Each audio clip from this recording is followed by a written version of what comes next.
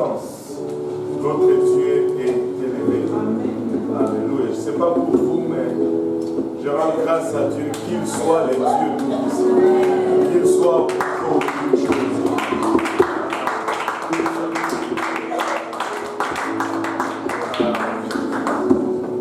Dieu est bon. Il est vraiment très bon. Des fois, nous tâtonnons à gauche, à droite, mais seulement on dit que Dieu est très, très, très bon. Amen. Content de... Je ne sais pas pour vous, mais ça m'a fait tellement plaisir de voir Marie-Aïda juste...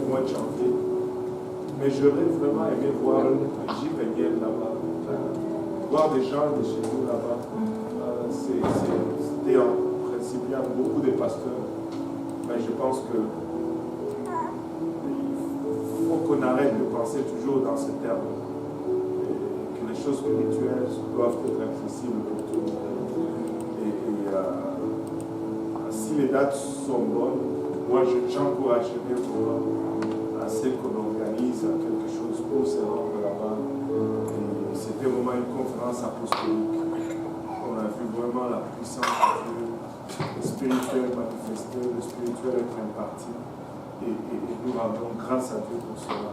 Amen. Content de voir la sœur Christelle Sigomnou.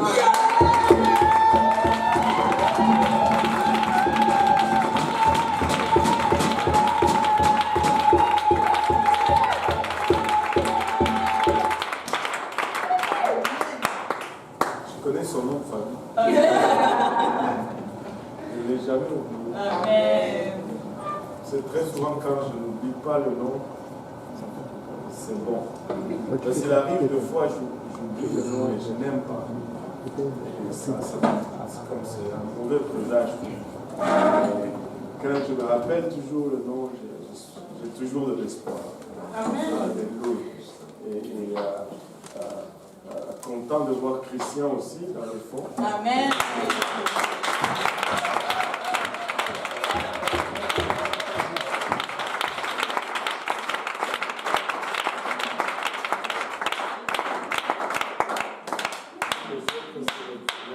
S'il y a quelqu'un d'autre qui est là pour la première fois, l'étude publique du lundi.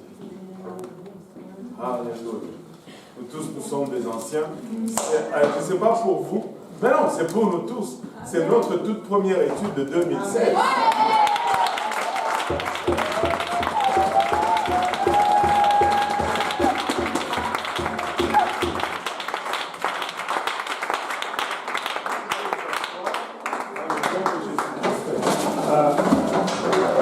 Je parlais de cette étude où on était à Canton, à Ohio.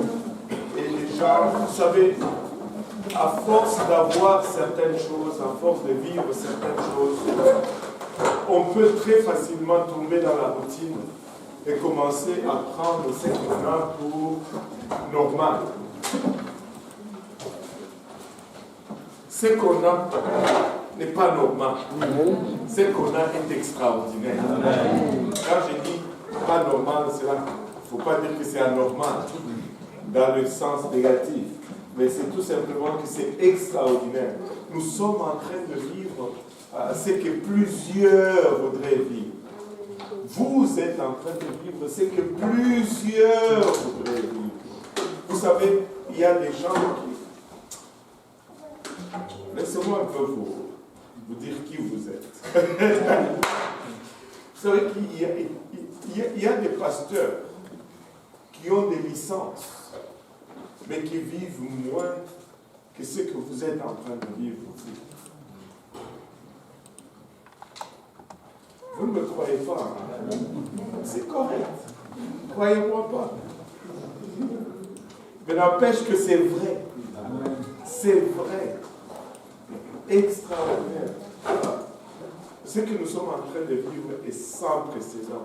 Et laissez-moi vous dire que JPNL est le groupe de jeunes francophones le plus hâte sur la face de la terre. Il n'y a pas un groupe de jeunes si engagés, si ancrés dans la parole du Seigneur. Et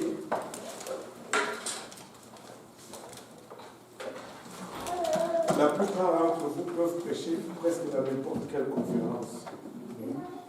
Vous ne me croyez pas.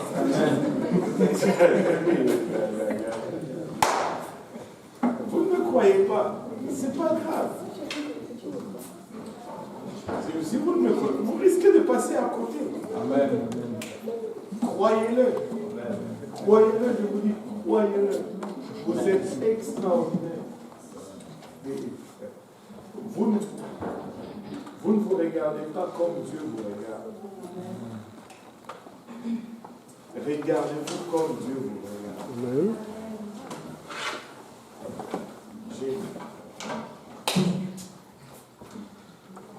Vous êtes extraordinaire. Vous êtes les meilleurs. Vous êtes les meilleurs. Au moins un amen. Une dernière chance. Vous êtes les meilleurs.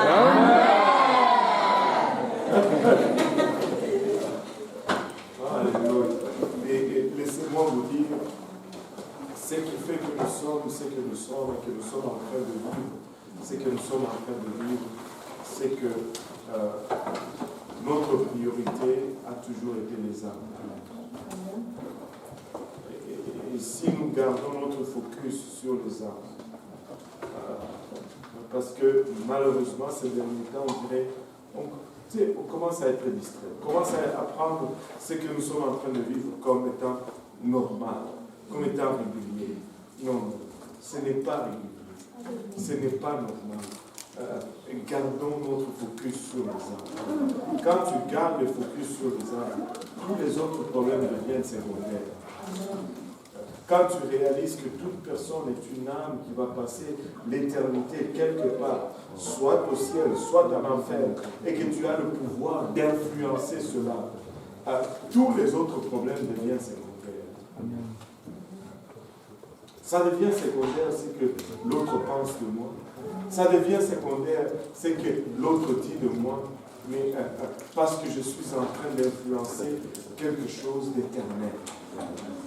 Je suis en train d'influencer une destinée éternelle. Et c'est là le vrai pouvoir.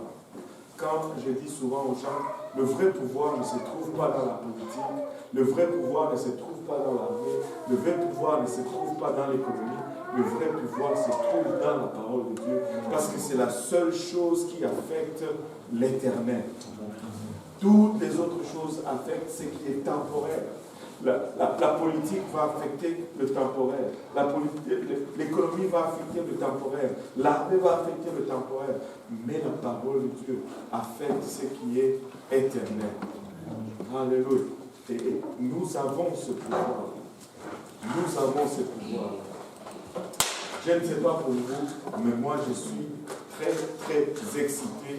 J'anticipe 2016 être une année explosive.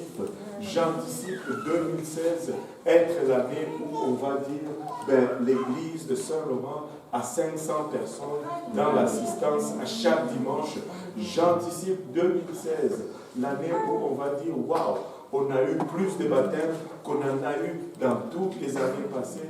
J'anticipe 2016, être l'année où on va voir nos familles. Waouh, regarde comment elle boit ça. Où on va voir nos familles venir à Dieu. Écoutez.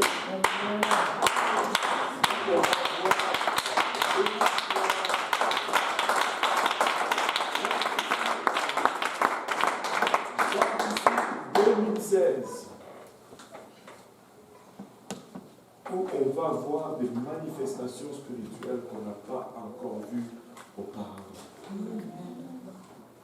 Et c'est là, à notre porte. C'est là, dans notre futur immédiat. Dans notre aujourd'hui.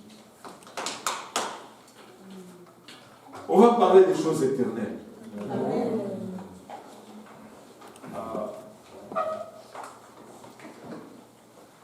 L'enlèvement. Qui croit dans l'enlèvement?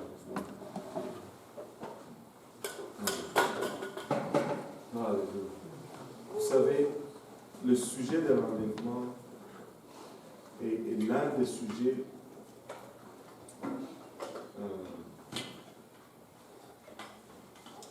les plus motivateurs de la chrétienté.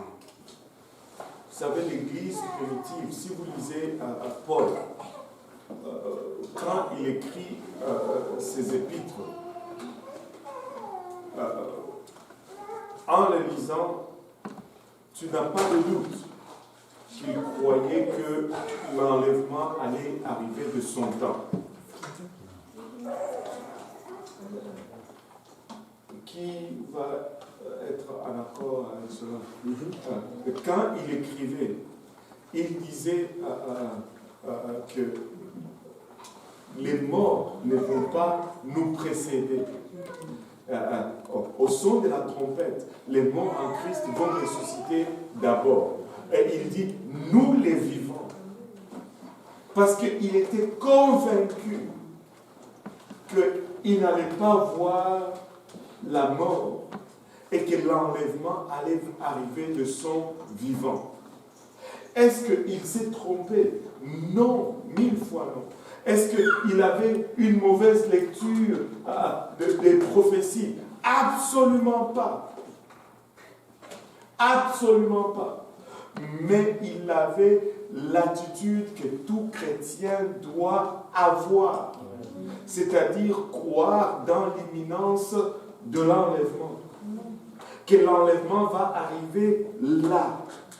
Et si tu crois que l'enlèvement va arriver là, les priorités vont être à la bonne place. Amen. Tu vas vivre ta vie chrétienne comme tu dois la vivre.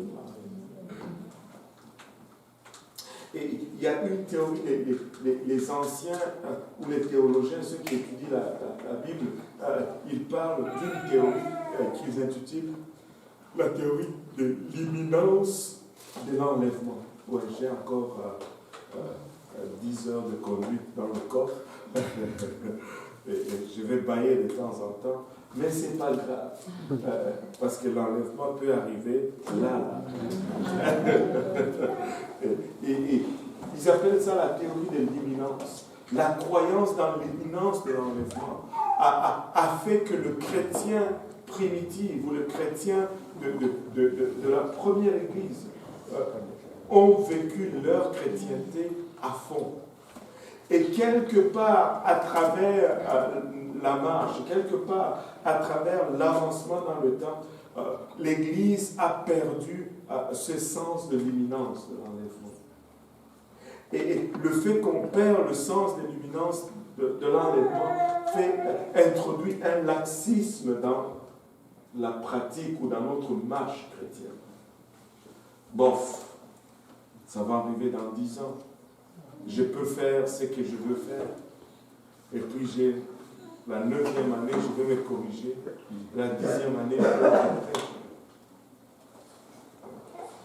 Mais laissez-moi vous dire, il n'y a aucune prophétie dans la Bible à laquelle tu peux t'accrocher et repousser l'avènement du Seigneur même d'un jour. Il n'y a aucune prophétie biblique à laquelle tu peux, en tout cas pas à ma connaissance, à laquelle tu peux regarder et repousser le retour du Seigneur Jésus-Christ même d'une semaine. Il peut revenir aujourd'hui, il peut revenir ce soir, il peut revenir maintenant. Tout ce que nous avons à faire, c'est d'être prêt. C'est d'être prêt. Es-tu prêt à aller à sa rencontre? Vous savez, allons voir.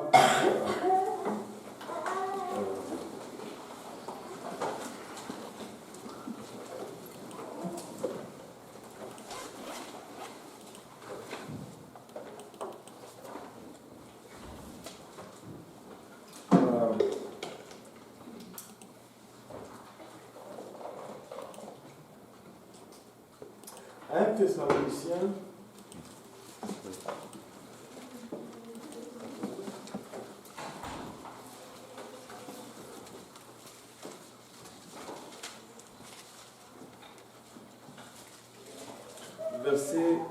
chapitre 4, plutôt, verset 13. Nous ne voulons pas, frères, que vous soyez dans l'ignorance au sujet de ceux qui dorment, afin que vous ne vous affligiez pas comme les autres qui n'ont point d'espérance. Que vous ne vous affligez pas comme les autres qui n'ont point d'espérance. Nous avons une espérance. Nous avons une espérance. Nous ne sommes pas comme ceux qui n'ont point d'espérance. Oui, continue, car si... Nous croyons que Jésus est mort et qu'il est ressuscité. Croyons aussi que Dieu ramènera par Jésus et avec lui ceux qui sont morts. Voici en effet ce que nous vous déclarons après la parole du Seigneur. Nous les vivants restés pour l'avènement du Seigneur, nous ne dévancerons pas ceux qui sont morts. Car le Seigneur lui-même a un signal donné, à la voix d'un archange et au son de la trompette de Dieu, descendra du ciel et les morts en Christ ressusciteront premièrement. Ensuite, nous les vivants qui serons restés, nous serons tous ensemble enlevés avec eux sur des nuées à la rencontre du Seigneur dans les airs, et ainsi nous serons toujours avec le Seigneur.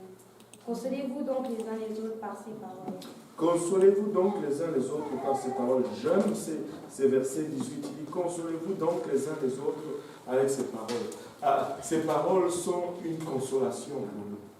Parce que peu importe ce que nous souffrons, peu importe ce que nous vivons, nous savons qu'il y a un jour de rédemption qui arrive. Ce jour va arriver comme un voleur, la Bible nous dit. Je ne sais pas pourquoi nous ne croyons pas la parole de Dieu. La Bible dit que personne ne connaît ni le jour ni l'heure. Mais il n'y a pas longtemps, on disait, c'est quoi il y avait quelque chose qu'il fallait taper sur Google là. 23 septembre, et ça t'a amené sur un site qui était... C'était comme ceux qui faisaient les expérimentations et tout, machin. Le 23 septembre, seul. Oui, c'était chaud là, avant qu'on arrive au 23 septembre. C'était la fin du monde, le 23 septembre. Nous sommes encore là. Avant le 23 septembre, c'était le 11 avril 2014. C'est le 11 mai ou le 11 avril, je ne me rappelle plus. Je ne sais pas s'il y en a qui se souviennent. Il y avait un groupe aux États-Unis, le 11 avril, hein, il y avait un groupe aux États-Unis, un vieux pasteur qui disait, c'était, selon ses calculs, le 11 avril, le Seigneur est venu. Et ils avaient fait des pamphlets qu'ils distribuaient partout. C'était le 11 avril. Mais la Bible dit que personne ne connaît le jour. Si la Bible dit que personne ne connaît le jour, en grec, d'où ça a été écrit, ça veut dire personne ne connaît le jour. Hein? C'est parce qu'ils trouvent toujours des gens pour le croire. Pour ceux qui sont vieux comme nous, ils peuvent se rappeler en 1998. Je pense peu avant 1998, il y avait un livre qui était sorti. 98 raisons pourquoi le Seigneur revient en 1998. 88 raisons pourquoi le Seigneur revient en 1988. Et puis en 1989, c'était 89 raisons pourquoi.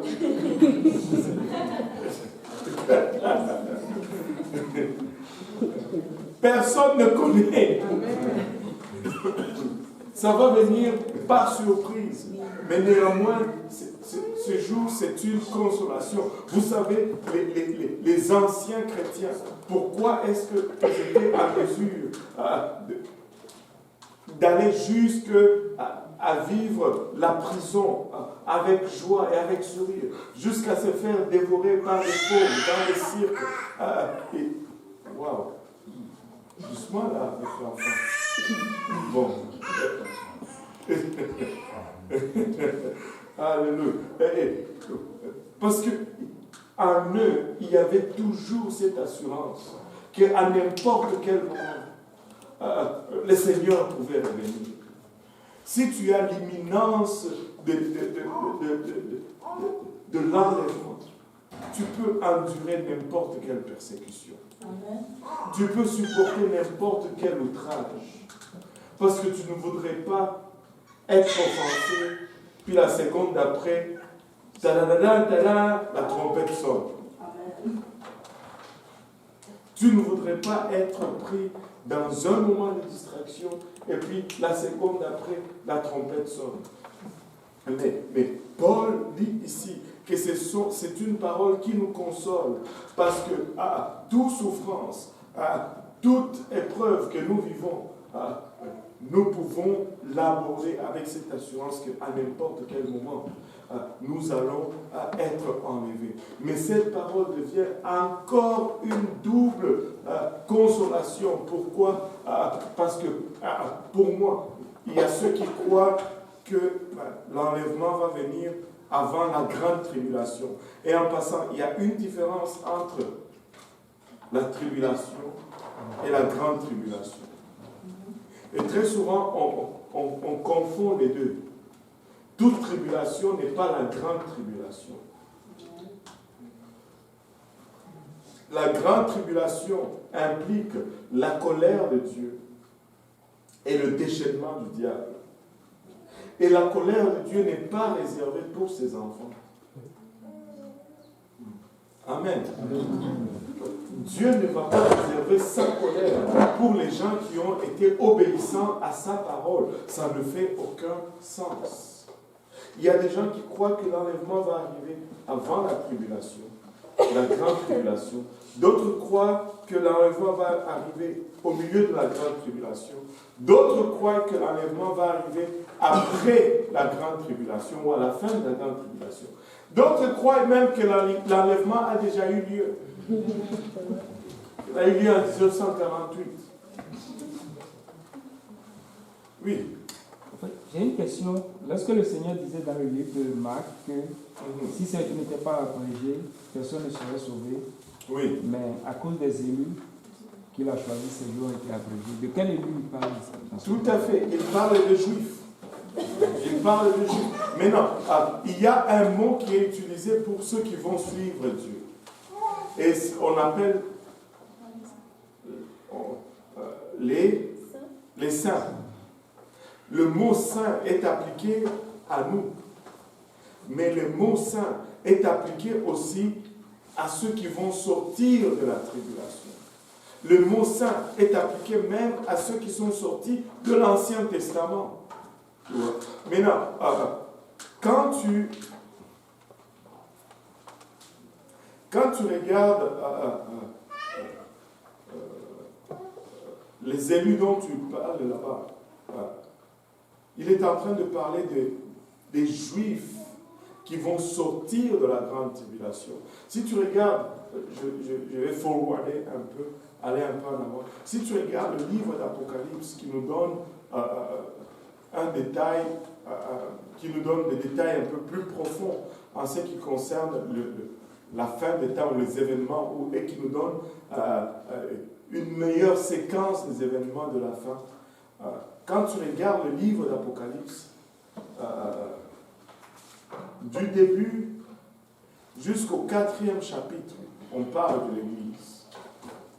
Mais après cela, il n'y a plus mention du tout de l'Église. Je ne sais pas si ma mémoire est bonne. Allons un peu dans le livre d'Apocalypse.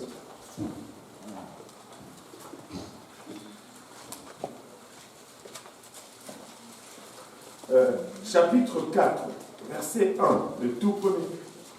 La séquence est tellement précise. Dieu est bon. 4.1. Quelqu'un peut le lire. Après cela, je regardais et voici... Attends. On va faire une mise en contexte d'abord. Chapitre 1 jusqu'à chapitre 3, Jean nous révèle d'abord l'Apocalypse et il nous détermine que c'est Jésus qui lui parle. Amen. Et après, il va commencer à envoyer des lettres à partir du chapitre 2 aux églises. Jusque-là, les églises sont encore sur terre. Amen. Il envoie les 7 lettres aux églises. Au 3e chapitre, il finit d'écrire la 7e lettre à la dernière église sur la terre. Amen. Et au 4e chapitre, qu'est-ce qu'il dit? Après cela, je regardais et voici une porte était ouverte dans le ciel. La première voix que j'avais entendue comme le son d'une trompette qui me parlait dit... Comme le son d'une trompette. Et la Bible dit que Paul nous dit au son de la trompette, au signal de l'archange. Vous voyez le parallèle ici. Et puis... Et qui me parlait dit, monte ici et je te ferai voir ce qui doit arriver dans la suite. Waouh! Jean, on lui dit, monte. Dans l'enlèvement, qu'est-ce que nous allons faire? Nous allons monter. C'est comme si Jean est en train de vivre son mini-enlèvement. Mais Dieu ne met pas les choses au hasard. Et le timing de ceci n'est pas au hasard. Il vient de finir de parler de l'Église. Et là, il va faire une transition maintenant pour le temps après l'Église. Mais pour arriver au temps après l'Église, il faut qu'il y ait un enlèvement. Et Jean est en train de vivre un mini-enlèvement à lui tout seul, avec la trompette. Et Dieu est en train de nous faire un clin d'œil. Il est en train de nous dire, voilà comment vous allez quitter. Je ne sais pas pour vous, mais moi je suis excité. Et aussitôt je fus ravi en esprit. Et voici, il y avait un trône dans le ciel, et sur ce trône quelqu'un était assis. Celui qui était assis avait l'aspect d'une pierre de jaspe et de sardoine. Et le trône était environné d'un arc-en-ciel semblable à de l'émeraude. Autour du trône, je vis... Bon, on peut s'étaler dans les détails, mais voyez la séquence, voyez la chronologie est respectée. L'Église est enlevée, mais Dieu n'a pas fini. il faut arriver au 7e chapitre pour voir que Dieu n'a pas fini. Et le chapitre 7, là, qu'est-ce qu'il dit? Après cela, je vis 4 anges debout aux 4 coins de la terre. Ils retenaient les 4 vents de la terre afin qu'il ne supporte point de vent sur la terre, ni sur la mer, ni sur aucun arbre. Et je vis un autre ange qui montait du côté du soleil levant et qui tenait le sceau du Dieu vivant. Il cria d'une voix forte aux 4 anges à qui il avait donné de faire du mal à la terre et à la mer, et il dit: Ne faites point de mal à la terre, ni à la mer, ni aux arbres, jusqu'à ce que nous ayons marqué du sceau le front des serviteurs de notre Dieu. Et j'entendis le nombre de ceux qui avaient été marqués du sceau, 144 000. 144 000, et ça, ce n'est pas nous. Amen. De toutes les tribus des fils d'Israël. De toutes les tribus des fils d'Israël. Et ça, ce n'est pas l'Israël spirituel, comme on tend à le dire. L'Église, ce n'est pas l'Israël spirituel. L'Église, c'est l'Église. L'Église, c'est l'Église. Il n'y a rien de comparable à l'Église. Nous sommes l'Église. Maintenant, pour qu'il n'y ait pas de confusion, Dieu va autant dans le détail jusqu'à nommer les tribus. Amen. Ça, c'est Israël, Israël, Israël. Voilà. Et j'ai entendu le nombre de ceux qui avaient été marqués du sceau, 144 000 de toutes les tribus des fils d'Israël. De la tribu de Juda, 12 000 marqués du sceau. De la tribu de Ruben, 12 000. De la tribu de Gad, 12 000. De la tribu d'Asser, 12 000. 12 000, 12 000, 12 000, 12 000 de chaque tribu. Écoutez, une fois, j'étais en train d'argumenter, enfin, de partager avec un de ceux qui croient que nous sommes les 144 000. Et je lui dis, si c'est seulement ceux-là qui vont être sauvés, donc, moi je suis foutu. Parce que je ne fais partie d'aucune tribu ici. Moi, ma tribu, c'est les Bahemba. Ils n'ont pas dit 12 000 de la tribu de Bahemba. Et là, à elle de me dire, oh, mais qui sait, peut-être que dans ta lignée, tu es...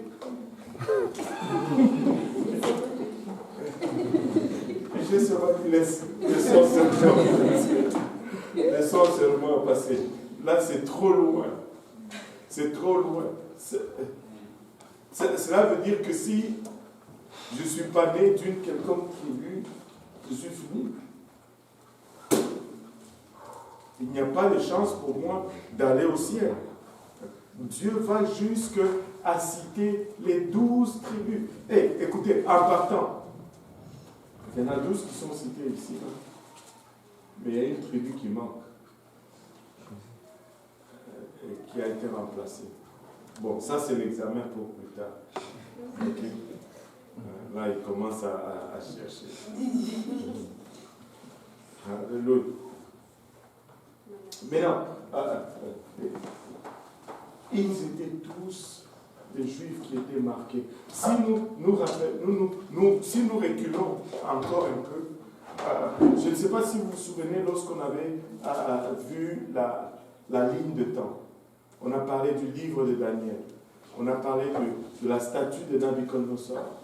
Et on a parlé des 70 semaines de Daniel.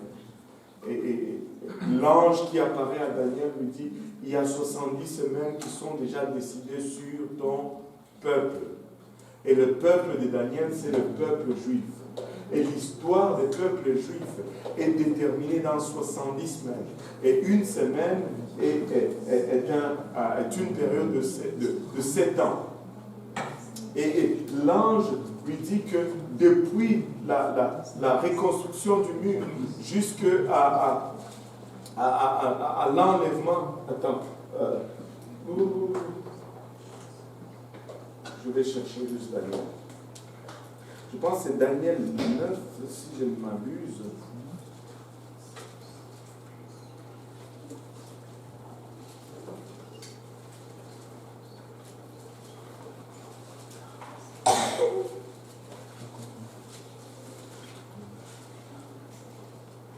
Daniel 9 à partir du verset 20. Je parlais encore, je priais, je confessais mon péché et le péché de mon peuple Israël, et je présentais mes supplications à l'Éternel mon Dieu en faveur de la sainte montagne de mon Dieu. Je parlais encore dans ma prière quand l'homme Gabriel, que j'avais vu précédemment dans une vision, s'approcha de moi d'un vol rapide au moment de l'offrande du soir. Il m'instruisit et s'entretint avec moi. Il me dit, Daniel, je suis venu maintenant pour ouvrir ton intelligence. Lorsque tu as commencé à prier, la parole est sortie et je viens pour te l'annoncer. Car tu es un bien-aimé. Sois attentif à la parole et comprends la vision. Et comprends la vision. Maintenant, là, il va donner la vision. 70 semaines ont été fixées sur ton peuple et sur ta ville sainte pour faire cesser les transgressions et mettre fin au péché, pour expier l'iniquité et amener la justice éternelle, pour sceller la vision et le prophète et pour oindre le Saint des saints. Sache donc et comprends.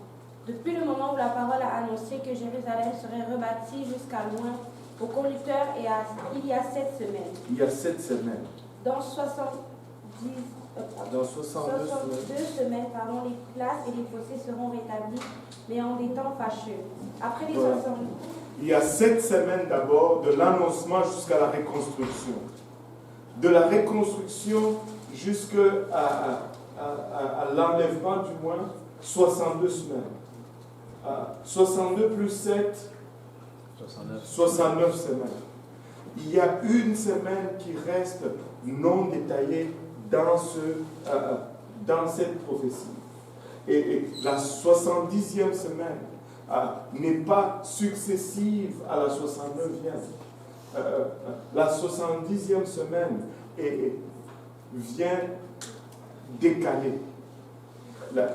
Si une semaine, c'est 7 ans, et la période de la grande tribulation, c'est 7 ans, il n'y a pas de coïncidence.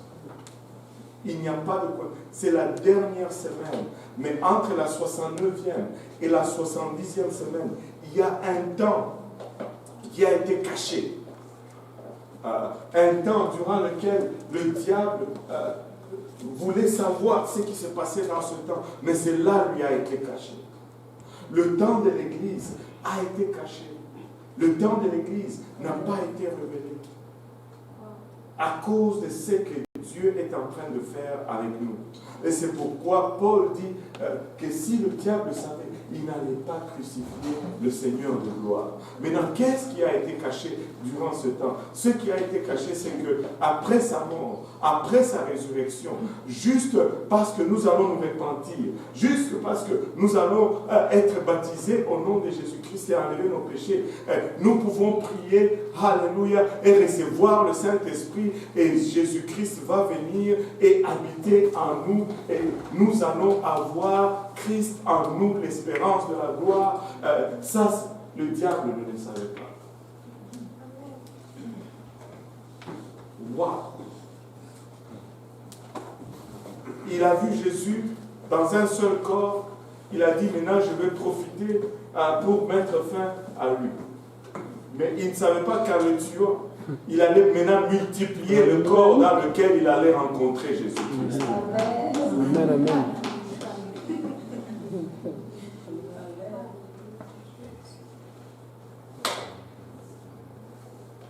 Maintenant, nous sommes dans ce temps, le temps des nations. C'est pourquoi on appelle ce temps le temps des nations. Parce que durant les 69 semaines, c'était le temps d'Israël. Et Dieu a œuvré avec Israël pendant tout ce temps. Mais lorsque le Messie a été tué, il est monté au ciel, il a versé de son Esprit Saint, a commencé le temps des nations.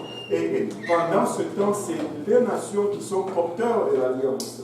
Et jusqu'à ce que le temps des nations va prendre fin. Mais le temps des nations va prendre fin avec l'enlèvement de l'Église. Vous savez, durant le temps d'Israël, si tu cherchais Dieu, il fallait aller au temple. Mais du temps des nations, si tu cherches Dieu, tu vas dans l'église.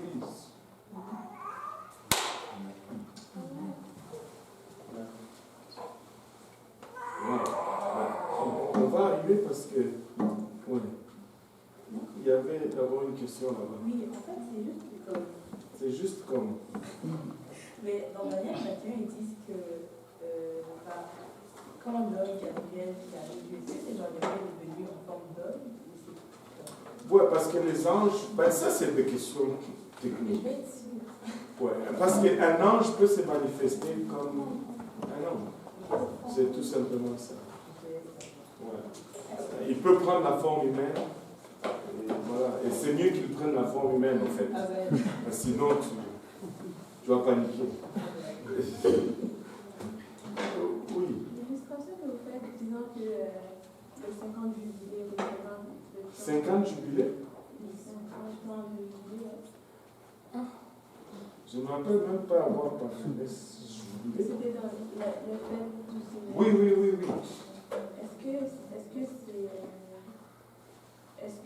Est-ce qu'on peut les mettre dans les 7 ans de nation ou les 7 ans de nation? Ce n'est pas... Le temps de nation n'est pas déterminé. Ce n'est pas 7 ans. Le dernier 7 ans, c'est encore le temps des Juifs. C'est le temps d'Israël. Dieu va retourner à Israël. Le temps des nations va finir avec l'enlèvement. Quand on repart dans les 7 ans, Dieu retourne encore sur les Juifs. C'est pourquoi les 144 000 sont tous les Juifs. Oui, Roche. En fait, je regardais dans le livre de Apocalypse 7, verset 4, là où on parlait des 144 000. Je ne vois pas la tribu de Dan. En fait, je veux savoir pourquoi en fait. Mais ça, on avait dit que c'était pour après, donc toi aussi. Tu as vendu la mèche à tout le monde. Non, c'est juste que ça va être réglé. Bon, comme punition, tu vas chercher pourquoi Dan a été là. Tu vas venir nous le dire le lundi prochain.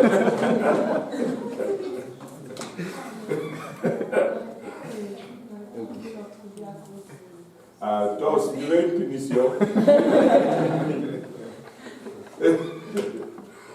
Tu veux une punition. Bon, attends, laisse les autres chercher. Ne donne pas le pain facilement comme ça aux enfants, ils ne vont pas l'apprécier. Laisse-les aller lire aussi. Allez chercher. On vous a déjà donné l'indice. Bon. Et c'est ça. Maintenant, où est-ce qu'on a été? Les temps des nations, c'est ce que nous sommes en train de vivre. N'est-ce pas extraordinaire que les temps des nations, savez-vous comment les temps des nations s'ouvrent? Ouais. Acte 2. Chapitre 1. Acte 2. Verset.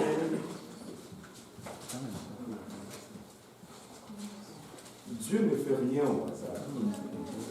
Il est méticuleux même dans les petits détails que nous allons peut-être...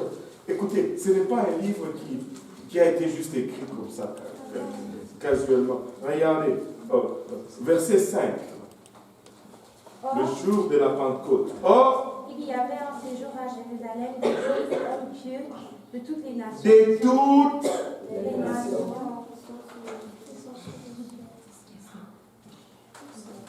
Waouh! Waouh! Vous, ça ne vous fascine pas? Vous voyez cette perfection et que vous restez indifférent. C'est vraiment le temps des nations. Il rassemble toutes les nations. Et il verse son esprit et ça lance l'Église. Et c'est pourquoi les temps des nations. Waouh! Moi, je suis fasciné par l'exactitude biblique. Amen. Il n'y a pas un livre comme ce livre. Il n'y en a pas deux. Et le temps des nations va aller jusqu'à l'enlèvement de l'Église. Et Dieu demeure dans son Église maintenant. Nous avions parlé de cela il y a longtemps, mais je vais vous rafraîchir. 4 demeures ou 4 habitations de Dieu sur la terre. Première demeure, le tabernacle. ou le tabernacle, ou l'arche de l'alliance, qui est devenu le temple quand ils sont entrés dans la terre promise. Deuxième demeure, le corps de Jésus-Christ. En lui habite toute la plénitude de la divinité corporellement. Troisième demeure, l'Église. Dieu demeure dans son Église. Ne savez-vous pas que vous êtes les temples du Saint-Esprit? Alléluia. Et le quatrième demeure va être le tabernacle céleste qui va descendre du ciel et Dieu habitera. Et ça sera le dernier déménagement. Alléluia. Et là, les choses vont rester. Dieu va toujours habiter parmi nous. Depuis le début, Dieu a toujours voulu habiter parmi nous. Ils me feront un sanctuaire, Exode 25:8. Ils me feront un sanctuaire et j'habiterai au milieu d'eux. Écoute, Dieu veut habiter parmi nous. Mais ces demeures, troisième demeure, quand c'est enlevé, la présence de Dieu part. C'est quand Jésus est monté, mais sa présence est partie avec nous. Il fallait qu'on attende le Saint-Esprit pour qu'il revienne encore habiter avec nous. Tu vois? Maintenant, qui est le plus puissant, Dieu ou le diable? Écoutez, tu rigoles, Palinda, mais je dois poser ces questions des fois. Regardez, le diable, même à son meilleur, il n'a jamais été l'égal de Dieu.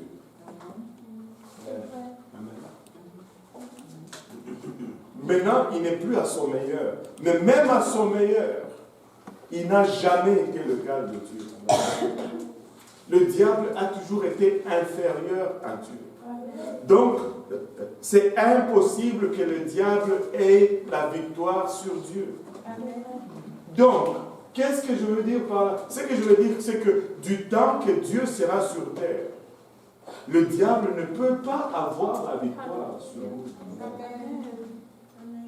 C'est pourquoi l'Antéchrist ne peut pas dominer sur la terre aujourd'hui, parce que la présence de Dieu est encore sur terre, parce que son Église est encore sur terre et cette présence habite dans son Église. Et vous n'êtes pas des insignifiants, vous n'êtes pas juste de n'importe qui, vous n'êtes pas juste des petits minables fragiles ou mauvais. Vous contenez en vous la puissance qui arrête l'avancement du diable sur la terre. Et n'eût été-vous remplis du Saint-Esprit, le diable allait déjà dominer sur cette terre. Amen. Amen. Donc, il faut arrêter de pleurnicher. Oh, est-ce que je dois le répéter?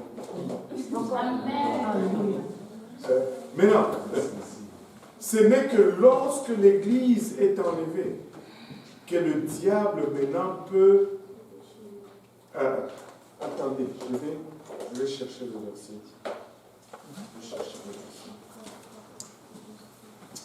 Je pense, c'est 2 Thessaloniciens, si je me trompe.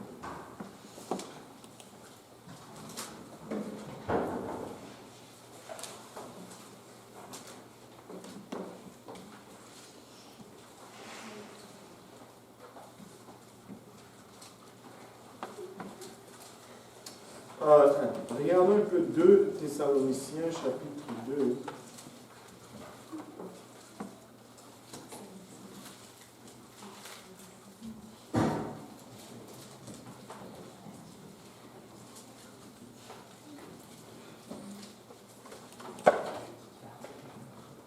Oui, c'est ça.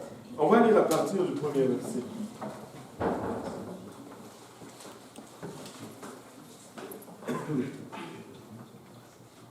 Quelqu'un? Vous savez, vous-même, frères, que votre arrivée chez vous n'a pas été sans résultat. Après avoir souffert et reçu des ouvrages affligés, comme vous le savez, pour le prix de l'assurance de notre vie. Pour vous, annoncer l'évangile de Dieu, au milieu de bien d'être humains. Car notre prédication ne repose ni sur l'horreur, ni sur des choses. C'est pas ça. Pour ce qui concerne l'avènement, de notre Seigneur Jésus-Christ et notre réunion avec lui, nous vous prions, frères, de ne pas vous laisser facilement ébranler dans votre bon sens, de ne pas vous laisser troubler, soit par quelques inspirations, soit par quelques paroles, ou par quelques lettres qu'on dirait venir de nous, comme si le jour de Christ était déjà là. aha, que personne, Ne vous séduise d'aucune manière, d'aucune manière, car il faut que l'apostasie soit arrivée auparavant, et qu'on ait vu paraître l'homme du péché, le fils de la perdition, l'adversaire qui s'élève au-dessus de tout ce qu'on appelle Dieu ou de ce qu'on adore, jusqu'à s'asseoir dans le temple de Dieu, se proclamant lui-même Dieu. Ne vous souvenez pas que je vous disais ces choses lorsque j'étais encore chez vous? Et maintenant vous savez ce qui le retient, afin qu'il ne paraisse qu'en son temps. Car le mystère de l'iniquité agit déjà. Il faut seulement que celui qui le retient encore ait disparu. Et alors paraîtra l'impie, que le Seigneur détruira par le souffle de il sa faut seulement que celui qui le retient ait disparu. Alors, il va être relâché. Maintenant, qui peut le retenir si ce n'est l'Église du Dieu Tout-Puissant? Qui peut le retenir si ce n'est Dieu lui-même qui demeure dans son Église? Et quand l'Église va être enlevée, c'est alors que le diable va commencer son temps. Et durant les 7 semaines, les 7 ans, ça va être, tu ne veux pas en fait être sur la terre durant ces 7 ans. Tu veux être parti. Maintenant, tout un peu la page, il y a plusieurs choses qu'on peut expliquer. Voilà, la ligne de temps était juste sur la page suivante. Mais on a parlé de cela. On pourra. Je ne sais pas si tous peuvent voir la ligne de temps juste en bas de la page. Les 70 semaines de Daniel. 7 semaines depuis l'annonciation jusqu'à la reconstruction du mur, après la reconstruction de Jérusalem, après la reconstruction de Jérusalem, 42 semaines, et puis jusqu'à ce que le Messie est enlevé. Et puis après, le temps d'Israël s'arrête. Le temps d'Israël s'arrête. Israël a même disparu comme nation. Israël a été reconstruit seulement, plutôt érigé seulement en 1948. Donc Israël a totalement même disparu comme nation sur la face de la terre, parce que il n'était pas l'horloge de Dieu pour un moment. Et là, ça va aller comme ça. C'est le temps des nations jusqu'à l'enlèvement. Et après l'enlèvement, ça va être la 70e semaine de Daniel, qui sont les 7 années de l'Apocalypse, comme nous les disons tout simplement. Et durant ces 7 années, Dieu va se tourner encore sur les Juifs. Dieu va travailler encore avec les Juifs. Est-ce que cela veut dire qu'il n'y aura pas de non-Juifs qui seront sauvés? Nullement. Ça n'a jamais été ça, le plan de Dieu durant tout le temps. Durant les 69 premières semaines, Dieu était focusé sur les Juifs. Mais laissez-moi vous dire qu'il y avait des païens, de non-Juifs qui étaient sauvés également, mais les Juifs étaient seulement porteurs de l'Alliance. Durant les temps des nations, est-ce que cela veut dire que les Juifs sont totalement exclus d'être salués, d'être sauvés plutôt? Mais pas du tout. Vous connaissez le rabbin, il est juif, il est un juif pentecôtiste. J'étais dernièrement là je suis retourné, j'étais chez le frère Ellis. Savez-vous que le frère Ellis, il est aussi juif, il est aussi d'origine juive. Et les juifs sont sauvés aussi. Ce ne sont pas seulement les gens des nations qui sont sauvés. Donc, ça, c'est secondaire, cela. Okay? C'est vraiment secondaire. Maintenant,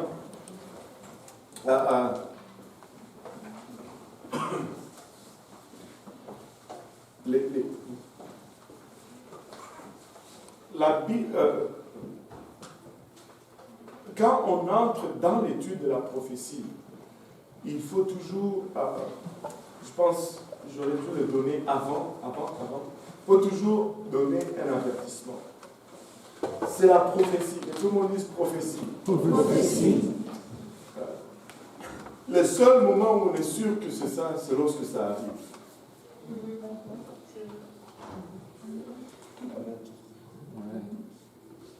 Avant cela, c'est juste on spécule. C'est la prophétie. Amen. C'est une prophétie. Maintenant, une autre chose qu'on doit savoir au sujet de la prophétie, c'est que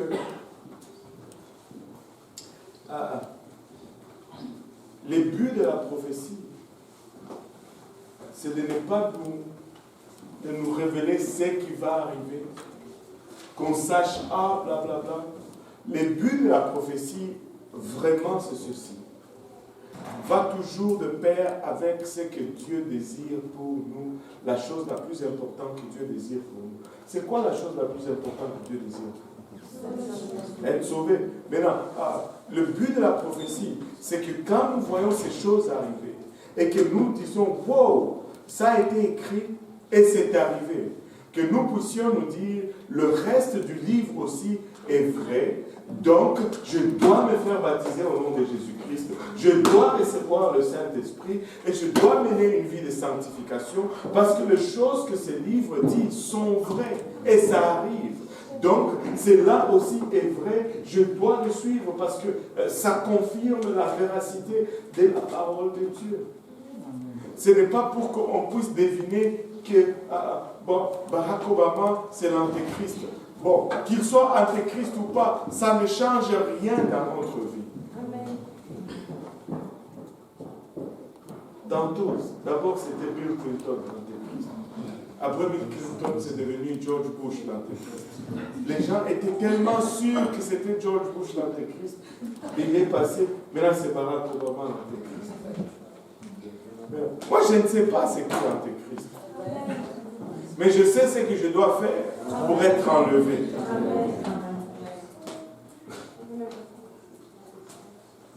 Maintenant, les buts de la prophétie. L'autre chose que nous devons retenir quand nous étudions la prophétie, c'est qu'il ne faut pas se perdre dans les détails et perdre de vue le gros plan de la prophétie. C'est-à-dire, il y a des gens qui vont se battre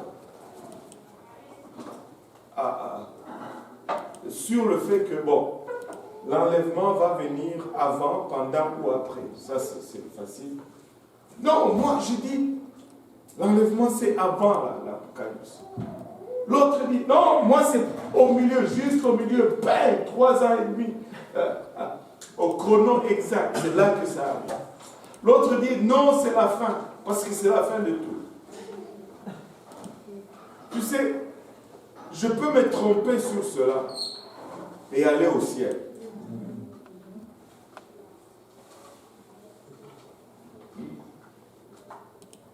Ce qui est important, c'est de savoir que l'enlèvement va arriver. Il ne faut pas perdre de vue le grand portrait parce qu'on est concentré sur les détails. Tu peux facilement te tromper dans les détails de la prophétie tout en gardant la vision d'ensemble de la prophétie. Et c'est cette vision qui te permet de garder le cap. Jésus-Christ revient bientôt quand on voit les signes. Je peux me tromper sur les signes. Mais quand j'accumule le nombre de signes, je sais qu'on est proche. Amen. Oui. Est-ce que lorsque quelqu'un nous donne toujours comme une prophétie, si elle arrive sur le ciel, c'est vraiment une prophétie? Même pas. Même pas. Parce que moi, je connais beaucoup de choses qui ont été dites à ma famille par des féticheurs et des sorciers. Mais ces choses sont arrivées.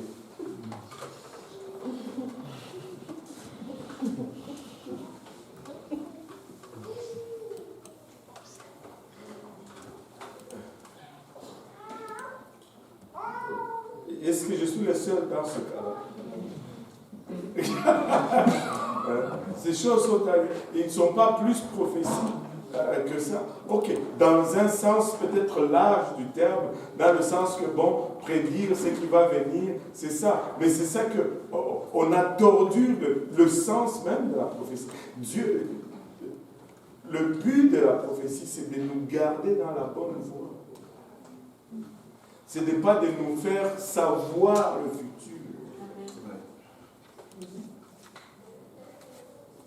Et si on garde en perspective que le but de la prophétie, c'est de nous garder dans la bonne voie, on ne va pas avoir de la misère avec la prophétie. Mais si on commence à prendre la prophétie comme la détermination des choses à venir, là, le diable va se moquer de nous, je vous dis. Il va se moquer de nous comme pas de fait. Tu vas rêver des choses et tu vas les voir arriver.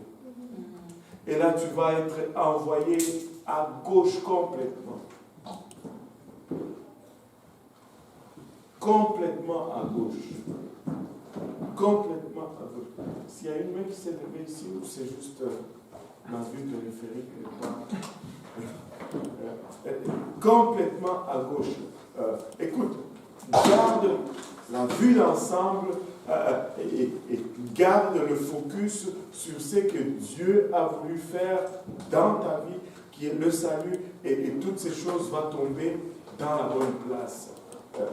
La prophétie, ce n'est pas quand je viens, je dis, je prophétise sur toi, tu vas avoir un emploi. C'est bon, mais ça, c'est réduire vraiment au minimum. Et si cela n'arrive pas, c'est un problème. Si ça n'arrive pas, on doit te lapider.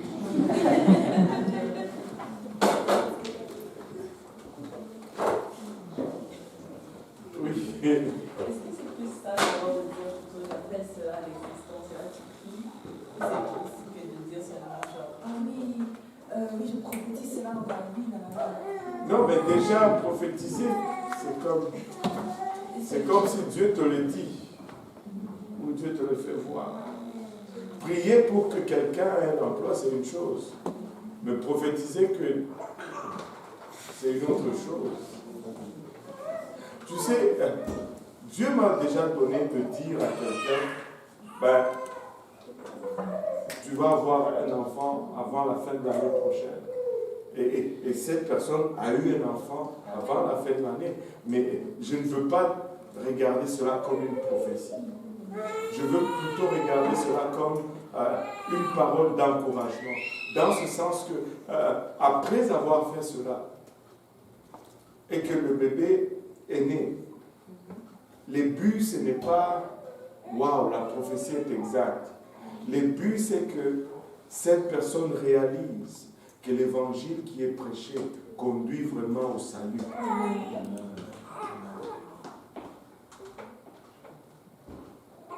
Parce que si c'est juste pour avoir un bébé et puis aller en enfer,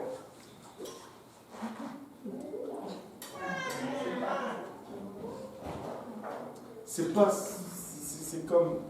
Et c'est pas pour autant que je pense que je suis prophète. Oui. Mais il y a aussi le fait que le mot prophétie, c'est bien plus que puisse prédire l'avenir, c'est aussi comme toute parole qui est inspirée du Seigneur. Et vraiment, le mot prophétie, ça veut dire toute parole qui va te permettre de revenir dans la bonne voie.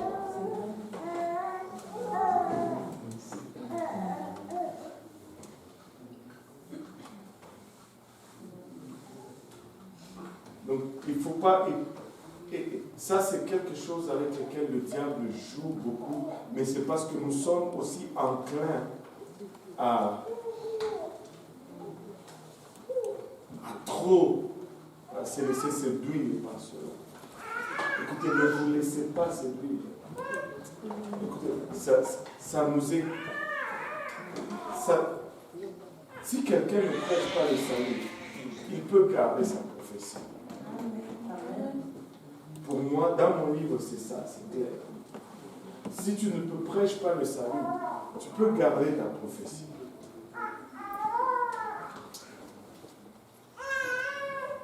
Mais le livre d'Apocalypse, c'est un livre prophétique dans le sens que il nous dit ce qui doit venir, mais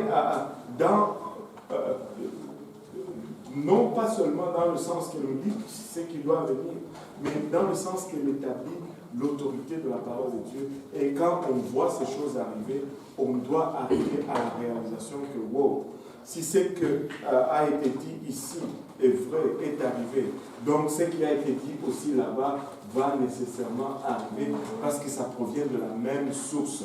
Et je suis mieux de suivre cela et de m'appliquer à obéir à cela, sinon ce livre prophétique ne me sert de rien. Isaïe aussi, c'est presque un livre prophétique parce qu'il a parlé de Jésus. Tout à fait. Apocalypse n'est pas le seul livre prophétique. Même tu trouves certaines prophéties dans les livres des psaumes. Même si ce n'est pas, c'est un livre politique, mais tu trouves des passages prophétiques dans les livres des psaumes. Mais ces passages sont là pour asserter l'autorité de la parole de Dieu et non pas juste pour dire waouh, waouh. Maintenant, quand le livre d'Apocalypse a été révélé à Jean, après que Dieu lui montre d'abord les lettres aux églises, après les lettres aux églises, Jean vit un mini enlèvement à lui tout seul. Après ce mini enlèvement, Jean commence à voir les choses à venir, les choses qui vont suivre. Il commence à voir les différents sauts et les différentes choses la colère de Dieu mélangée avec le déchaînement du diable, des événements qui vont se suivre dans cet ordre, 7 sauts, 7 trompettes et 7 vases. Maintenant, de ces 3 événements, on commence toujours par du 1er au 7e. Et du 1er au 7e, c'est du moins pire au plus pire. Et quand on arrive au 7e, le 7e déclenche une autre série de 7, mais la deuxième série est pire que la première série.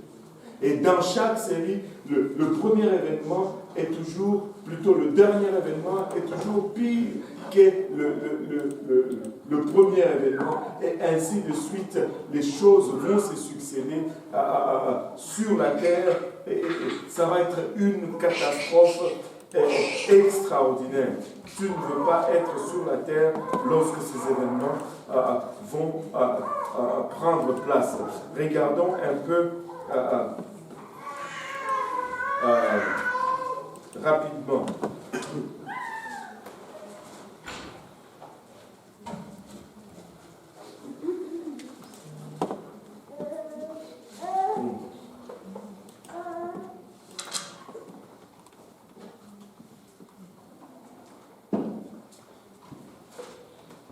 Apocalypse chapitre 6.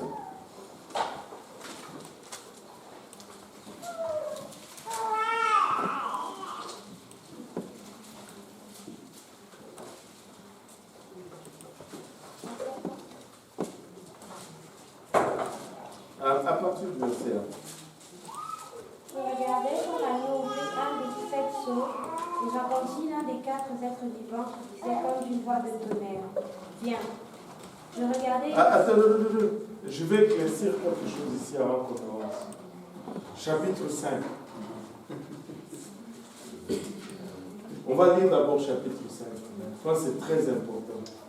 Parce que plusieurs personnes sont induites dans la confusion avec cela. Verset 1. Puis, je vis dans la main droite de celui qui était assis sur le trône un livre écrit en dedans et en dehors, scellé par 7 sceaux. Et je vis un ange puissant qui criait d'une voix forte, qui est digne d'ouvrir le livre et d'en rompre les sceaux. Et personne dans le ciel, ni sur la terre, ni sous la terre, ne peut ouvrir le livre ni le regarder. Et je pleurais beaucoup de ce que personne ne fut trouvé digne d'ouvrir le livre ni de le regarder. Et l'un des vieillards me dit, ne pleure point, voici, le lion de la tribu de Juda, le rejeton de David, a vaincu pour ouvrir le livre et ses 7 sceaux. Et je vis au milieu du trône et des 4 êtres vivants et au milieu des vieillards, un agneau qui était là comme immolé. Il avait 7 cornes et 7 yeux, qui sont les 7 esprits de Dieu envoyés par toute la terre. Et il vint et il prit le livre de la main droite de celui qui était assis sur le trône. Maintenant, regardez, l'agneau ici, c'est qui? Jésus-Christ. Amen. Et là, il y en a un qui est assis sur le trône. Celui qui est assis sur le trône, c'est qui? Là, il y a la confusion. Il y en a qui dit Dieu, il y en a qui dit Jéhovah, il y en a qui dit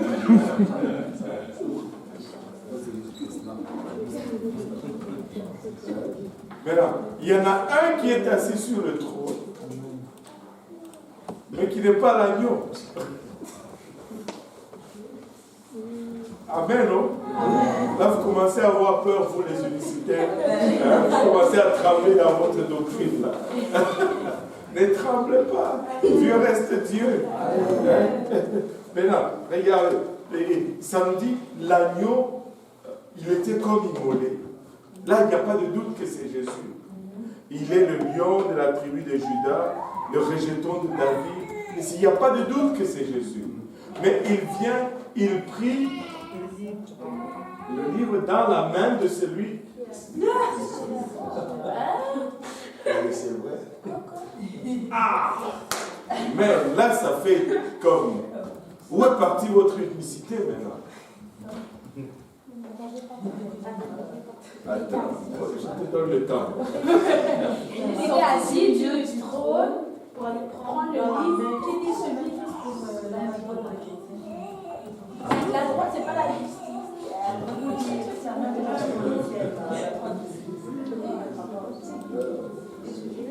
Wow.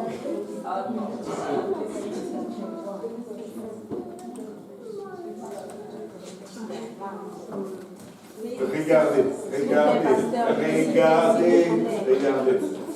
Que tout le monde dise symbolisme. Ce ne sont pas des personnes réelles. L'agneau n'avait pas cette corne. Que tout le monde dise symbolisme.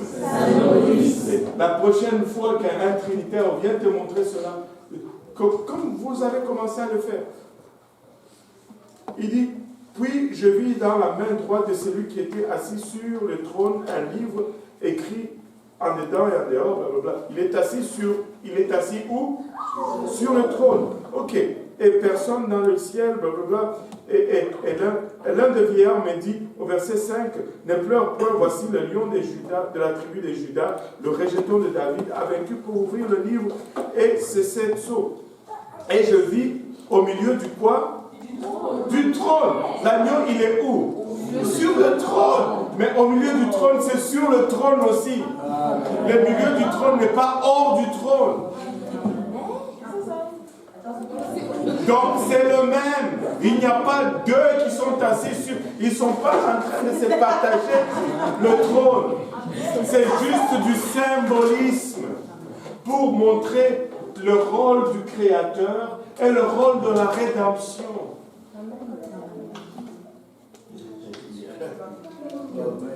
Mais regardez, et il avait cette corde, et quand il eut pris le livre, les 4 êtres vivants et les 24 vieillards se prosternèrent devant l'agneau, tenant chacun une harpe et des coupes d'or remplies de parfums qui sont de blablabla. Tu es digne, et de tout le peuple. Je regardais et j'ai entendu, je ne vois plus l'autre partie.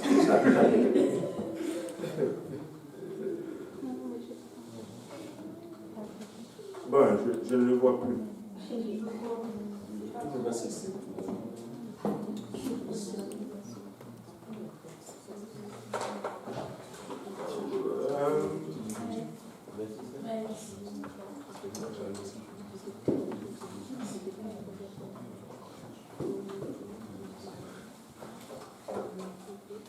Bon, verset 13, peut-être cela. Et toutes les créatures qui sont dans le ciel, sur la terre, sous la terre, sur la mer, et tous ceux qui s'y trouvent, je les entendis qui disaient à celui qui est assis sur le trône et à l'agneau, soit la louange, l'honneur, la gloire et la force au siècle des siècles.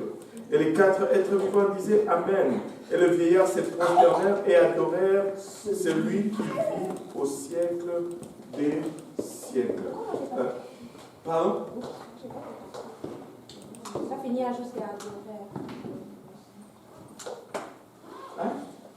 Il manque quelque chose. Il manque la main. Celui qui vit au siècle des siècles. Tu n'as pas ça? Et les 4 êtres vivants disaient Amen, et les vieillards se prosternèrent et adorèrent. Point. Verset 7, chapitre 6.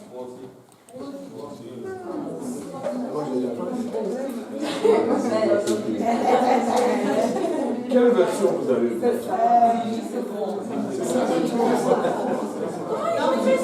ils ont pas ça. Verset 14. Apocalypse 13, Apocalypse 27.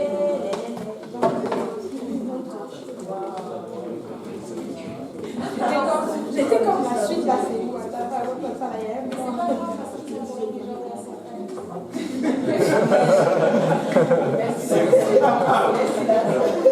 S'il manque quelque chose, c'est grave. Après, c'est parce que ça dit c'est lui qui vit au siècle des siècles. Ils adorent, mais peut-être pas pour longtemps.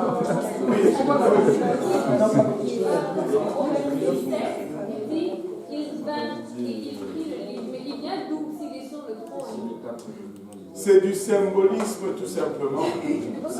Ce n'est pas que quand il dit il vient, c'est qu'il venait de quelque part. Parce qu'on te dit qu'il était couché au milieu du trône. Ça parle tout simplement de l'acte quand Jésus-Christ est venu sur la terre. Il a été immolé, il est monté au ciel, il a aspergé le sang sur le trône. Wow, vous savez, hein?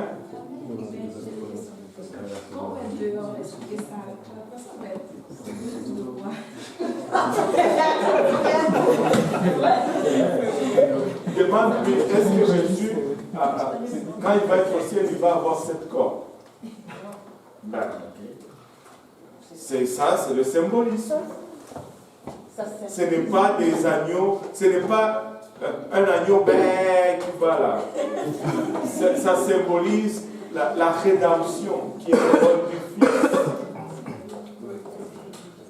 C'est ça, c'est comme quand Jean-Baptiste m'a annoncé, le Seigneur, il a dit voici l'agneau de Dieu qui ôte le péché du monde. C'était pas l'agneau, c'était pas un mouton. Oui.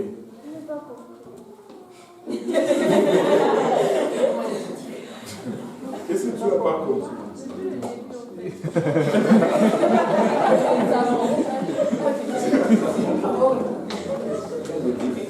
Quel début? Donc depuis qu'on a commencé à adorer ou... Ça réfléchit. Hein, verset? De quel chapitre? Chapitre 5, verset 5. Et là, les vieillards me jouent. Jean, ici, a juste un aperçu de ce qui se passe au ciel. L'homme, bref, c'est comme ça.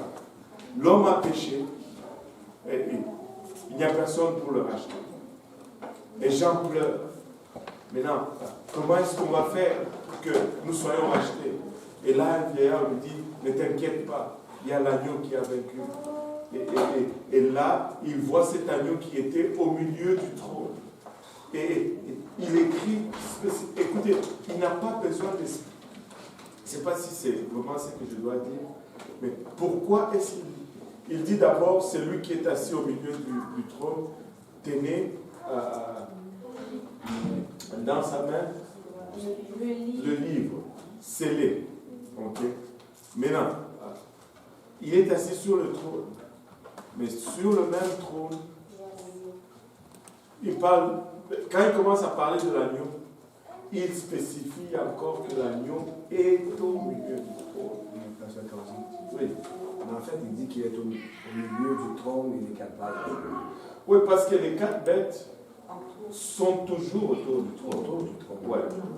Mais lui, il est sur le trône. Mais le trône a toujours été au milieu.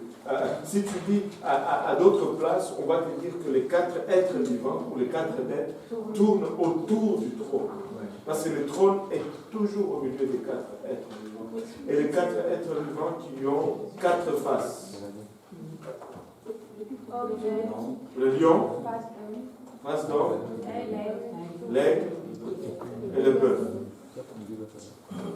Et les 4 ont toujours une signification. Anyway, on va passer. Il y avait une question.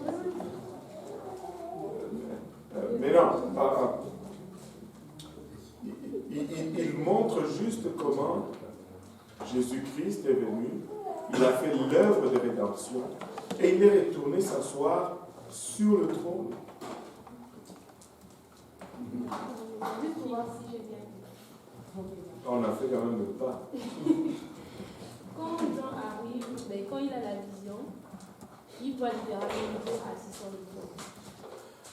Quand tu dis, tu vois littéralement Dieu assis sur le trône, qu'est-ce que tu dis? Mais il voit un être assis sur le trône qui représente Dieu à ses yeux, puisqu'il y a un seul trône. Il y a un seul trône. Okay. Maintenant, cet être a un livre dans la main. Et lui, il réalise que l'homme a péché, que l'homme ne peut pas se sauver par lui-même. Et maintenant, il a toujours le regard fixé sur le trône. Et il voit donc l'image de l'agneau qui vient. Non, donc au départ, cet agneau est sur le trône. Ok, il voit l'agneau sur le trône. Donc, l'image et l'agneau sont sur le trône. Et il comprend en fait que l'agneau, c'est l'œuvre d'un Christ qui va sauver l'humanité, mais ça ne dissocie pas ce qu'il a vu depuis qu'il a sa vision là. Le fait de l'être qui est assis sur le trône. Va d'abord jusqu'au bout, parce que là, c'est la fin. Je suis resté sur ma soif.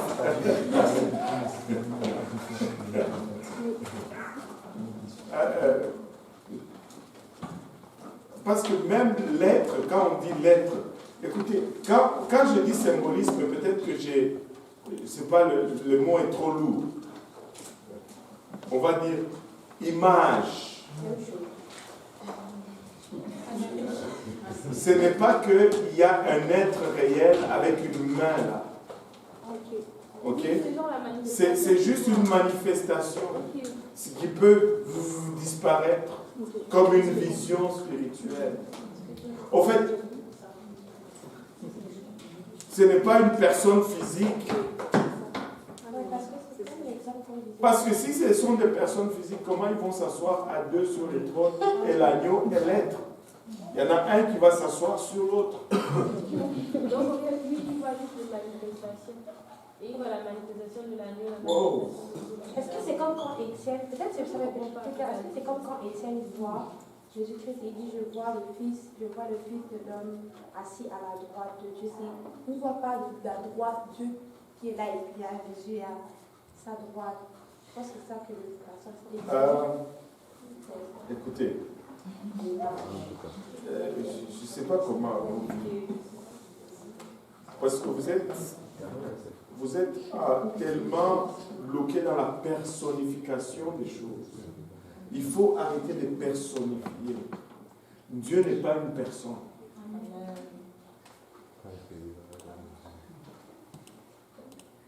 Dieu est un esprit.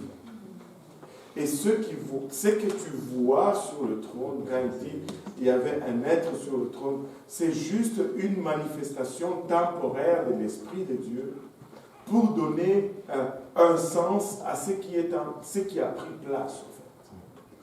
Ce n'est pas une entité, un être qui est assis là, Parce que même Dieu n'est même pas limité à cela. C'est ça. Pendant que cette manifestation est assise sur le trône, Dieu est sur la terre en même temps, en train de prendre soin de Néron et de toutes ces choses. Et parce qu'il y avait d'autres apôtres, pendant que Jean voit ces choses, le temps sur la terre continue, l'histoire continue, il y a des chrétiens qui prient. Et Dieu est en train d'exaucer des choses à gauche et à droite. Si vous êtes tombés d'accord avec ça. C'est pas que l'histoire sur la terre s'est arrêtée là.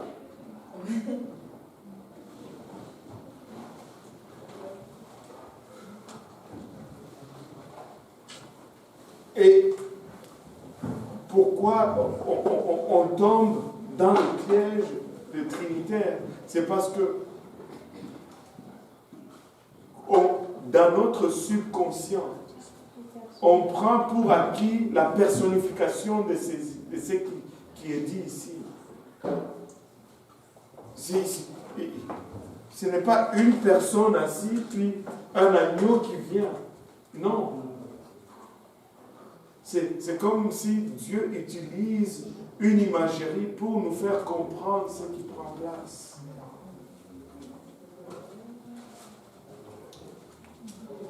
Oui. Yes, on ne va pas sortir du bois aujourd'hui. Non, mais c'est qu'en fait, je pense que quand on utilise souvent les titres un peu pour expliquer l'unicité, mettons, c'est comme si on dit je vis pasteur Kaosa qui était assis, et là, le mari de la sœur Jolie fit ceci, et là, le père de Sifa fit ceci, mais ça reste toujours toi qui es assis sur la chaise. Merci. Qui est la même personne. Merci. Alléluia. Elle est intelligente, cette fille.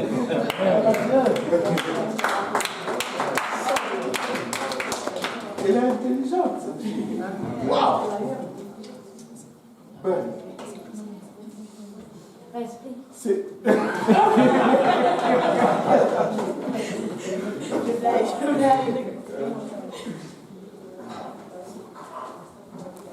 C'est comme si je dis, bon, le papa de Sifa est assis sur la chaise, puis l'époux de la sœur Jolie prend la Bible. C'est pas deux.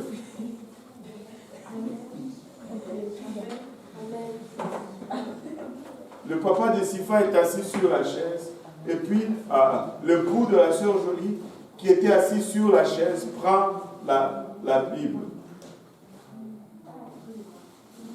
C'est moi encore. C'est juste deux titres différents.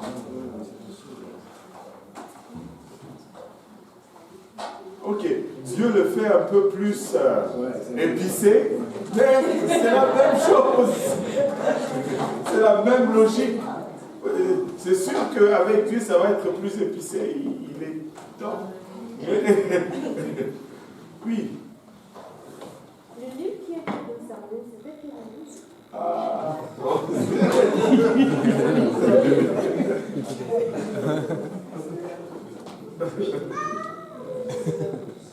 Bon, le chapitre 6.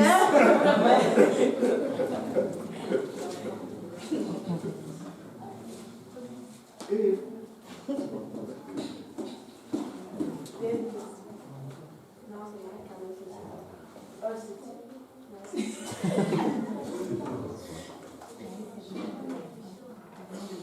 Ok, bon, réfléchis encore un peu.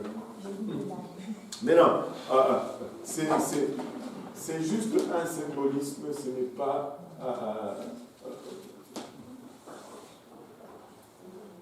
ce n'est pas des personnes. J'ai vu quelqu'un perdre sa foi sur ce passage. C'est pourquoi je suis revenu là-dessus. Écoute, il ne faut pas qu'à chaque petite chose qu'on te lance, tu paniques. À chaque petite chose qu'on te lance, tu remets en question toute la Bible. Yes. À chaque question qu'on te pose, tu ne peux pas remettre en question toute la Bible quand même. Amen, non? Amen. Donc, on lit tout simplement. On lit tout simplement. On ne va pas continuer parce qu'il a 21h20. On va regarder les sceaux et tous les détails de toutes ces choses.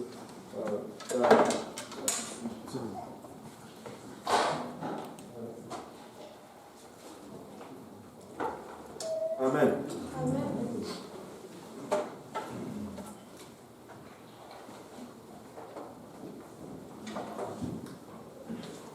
Permettez-moi juste de dire une autre chose. Pourquoi Dieu utilise-t-il le symbolisme dans ces livres? L'Apocalypse et le livre de Daniel. En fait, Daniel et Apocalypse nous parlent presque des mêmes choses, mais Apocalypse nous donne une chronologie encore plus détaillée et plus fidèle des événements de la fin. Mais Dieu a utilisé le symbolisme pour deux raisons principalement que nous pouvons identifier. Première raison, c'est que le symbolisme nous permet de garder la puissance du message. Parce qu'une bête, ça reste une bête. Et ça fait peur. Que ce soit en l'an 33 ou en l'an 2016. Une bête, ça reste une bête. La deuxième chose, pourquoi Dieu a utilisé le symbolisme, c'est que ça permettait plutôt de préserver la vie de ceux qui donnaient le message. C'est-à-dire, Jean, en fait, quand il parle de Babylone qui va tomber, il est en train de parler aussi de Rome. Maintenant, comment est-ce qu'il pouvait annoncer la chute de ces royaumes, la chute de tous ces dictateurs, et ne pas risquer de se faire humilier à cause du message? Ça donnait une protection à ceux qui apportaient le message. Ceux qui apportaient le message. Ils ont dû apporter ce message et ils ont pu avoir du temps pour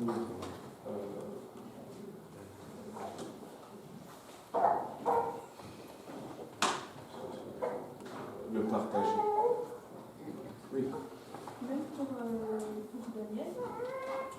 Pour Daniel, tu remarques que dans le livre de Daniel, il n'y a même pas eu beaucoup de détails. Non, il y a eu beaucoup de symbolisme, mais il n'a pas donné un message aussi détaillé. Mais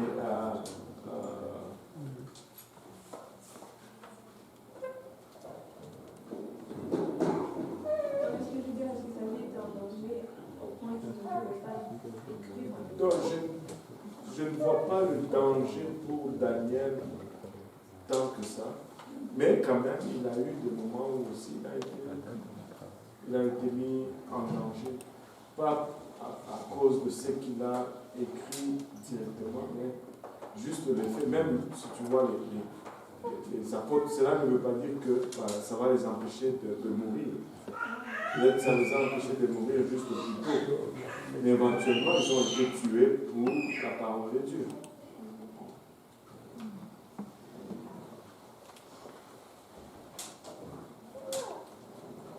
C'est ça.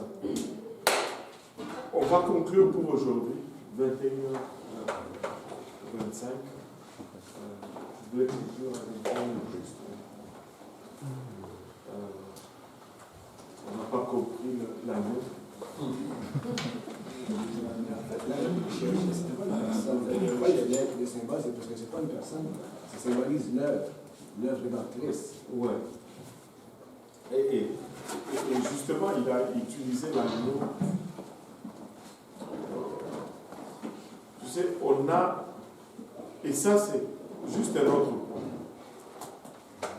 C'est dans le même passage. Amen. C'est dans le même passage. Dieu ne peut pas utiliser. Voilà. Ça serait illogique d'utiliser une partie symbolisme et une partie réalité. Amen. On avait vu ça dans le passage du baptême, Jean 3, si tu es né d'eau et d'esprit. Amen. Il faut interpréter tout de la même façon. Tu ne peux pas mettre symbolisme ici et puis réalisme dans le même verset. Maintenant, si l'agneau, il n'y a pas de difficulté à voir que c'est le symbolisme de Jésus. Alors, il ne devait pas y avoir difficulté à se dire aussi que l'être est aussi un symbolisme.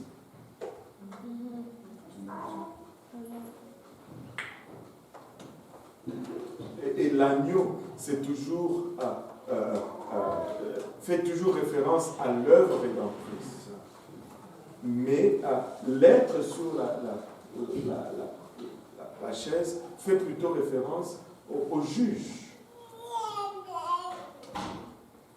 Et c'est Dieu qui est juge. Et c'est Dieu qui nous a rachetés. Donc, il n'y a pas de... Et regardez, dans le même soufflet, il a mis les lions conquérants de la tribu de Juda et le rejeton de David. Dans son rôle comme lion, il est le juge. Tu veux le rencontrer aujourd'hui comme un lion, parce que tu ne veux pas le rencontrer plus tard comme le lion ou le juge. Quand il est lion, il dévore. Mais quand il est lion, il est agneau, il est doux. Et juste un petit bonus. Mais j'aime bien. Une autre question encore? C'était juste pour savoir, je veux savoir par exemple, quel est le point de vue des Trinitaires par rapport à ça. Ils disent que c'est deux personnes. Là, tu vois Dieu et puis Jésus. Mais si c'était deux personnes, la Bible dit que personne ne peut ouvrir le livre dans le ciel. Si c'était deux personnes, c'est Jésus-Christ lui-même qui tient le livre. Si par exemple, Dieu c'est moi, je suis d'accord avec toi. Le problème, c'est...